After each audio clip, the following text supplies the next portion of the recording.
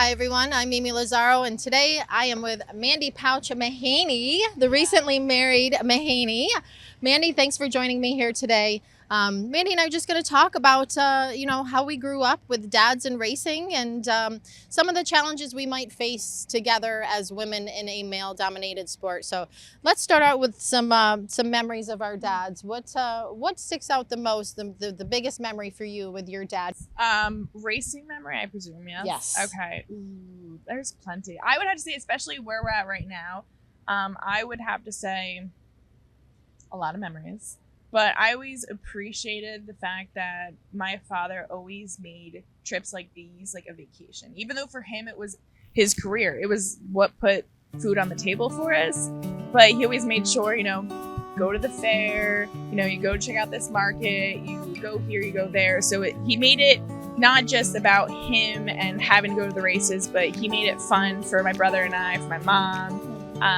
And I always appreciate that. And I still, now with Mike, I'm like, Mike, we have to go to the Florida State Fair. So I'm always continuing the traditions. And I think that's definitely one of the biggest things I will always take away from that.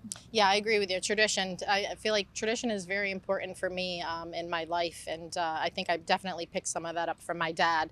I think my fondest memory of my dad at the races is probably, honestly, being a kid and standing in turn 4, and he legit would look for me. I mean, I'd watch him and he'd look for me and wave to me every single time on the pace lap before the feature started. And that was something that I looked forward to. And then after he was gone is something that I missed a lot. So, yeah. But yeah, we would come down to Florida too. I remember taking a trip to Daytona once and going under the tunnel, and just the look on his face, because he raced there before. And that was a really good time. The not so good time was going deep sea fishing. He took me deep sea fishing once here in Daytona, and it was not so much fun. But no. Yeah, cool. So let's think. What is, as you've gotten older, I'm sure he's very proud of you of where you've gone with your racing career. Was there ever a time where you thought about possibly walking away from the sport, maybe doing something else? No. Complete transparency, no. Both my parents tried very hard. I think it was in high school, they gave my brother a golfing set and was like, go learn how to golf, don't race cars. And for me, I was trying to do sports and doing this and doing that. But I will say, high school, I think it was like 15, my dad was like, all right, your brother had the chance, he's into racing, he's making something of himself with it, you have to at least try. Yeah. Right? Like that way 20 years from now I'm not regretting not trying. And I just quickly learned, I was like, you know what, I love this industry so much, the community, it's what raised us to be where we are. And I never once ever fathomed leaving it. But I did try. Actually, it was my brother. My brother was the one that was like, you know what, you should probably try other things than racing. I was like, says you. Really? I'm surprised at that. Yeah. My brother is my biggest critic and biggest supporter all in one. Right. But I mean, I did dabble. I tried like working in different things. But funniest was college. My dad and I were talking about like, what should I do for a living? And my dad's like, well, if you become a teacher, you get weekends off. And the whole summer. Yes, and the whole summer. Yeah. I did that for maybe a semester. And then it was my brother. He's like, you should do public relations. I was like, what the heck is public relations? Yeah. He's like, it's literally what you were doing for Dad and I. Yeah. I was like, wow, that's a thing? You can get paid for that? So I did try to get clients, outside of racing. But growing up with my dad and, how career driven my parents are and raised us to be, I was raised on do the things that you love, that light your soul on fire, that make you happy. Yep. And why leave racing if that's what makes me happy?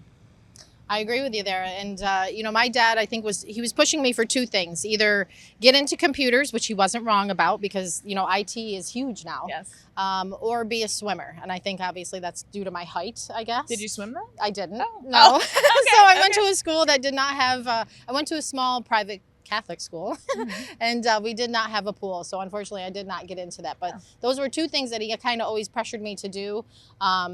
obviously, that I never did. I never went to any dances or proms.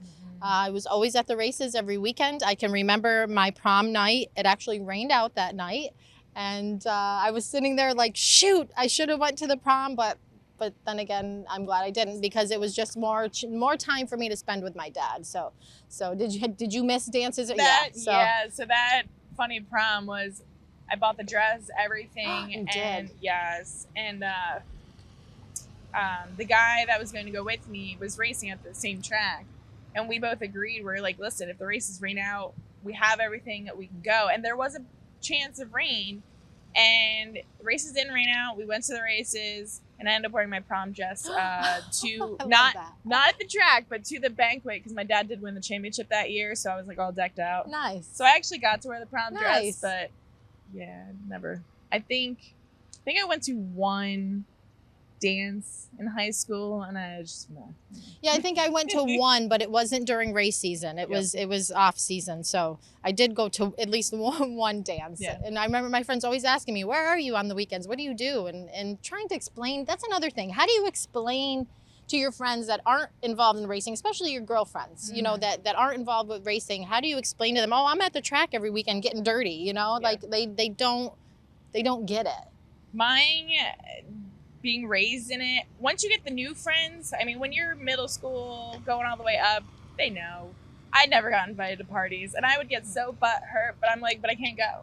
And they know, so they don't even bother asking me. It's like, why send the invitation? I'm like, yeah, I guess. Yeah. It's the thought that counts. You know, I never thought of that.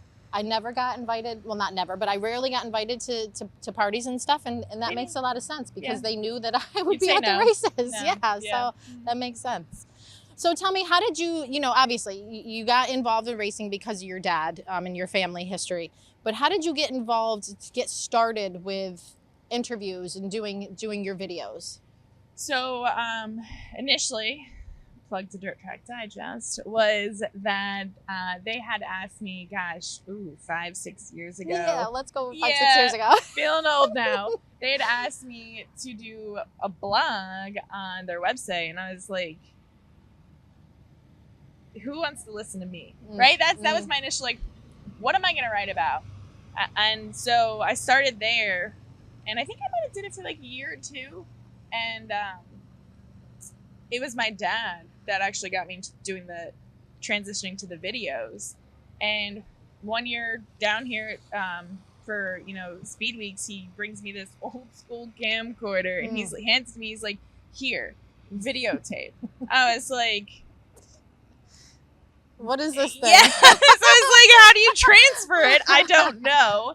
So he's the one that actually planted the seed to do the videos, which bless, because he's definitely not tech savvy whatsoever. Yeah. But that's where it started, because I had so many people really enjoying the blogs, but you have to like transition with the times, and who has the time? I don't even rewatch my own videos that I make. I'm like, I spent so many hours making them, I don't care to rewatch it. So who wants to sit there and have to read when you can listen or you can watch? Yeah. Right? I'm a multitasker. So that's kind of how I transitioned with that. Okay.